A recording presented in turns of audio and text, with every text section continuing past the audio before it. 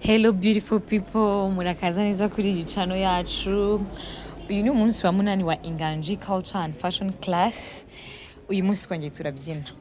Twabyinnye, impamvu iyi mbyino muri buze kubona igarukamo cyane ni ukugira ngo dukomeze dukosore, dufashe ababyinnyi bose kuyimenya no kuyimastaringa, kubera ko impano ntago zingana, abantu ntibafata ku kigero kimwe. Niyo mpamvu iyi mbyino turi kuyitaho kugira ngo ibirori turi gutegura, by the way turi gutegura ibirori tuzabatumiramo inshuti za Inganji Culture and Fashion Class, ababyeyi, kugira ngo murebe ibyo twagezeho mu cyiciro cya mbere.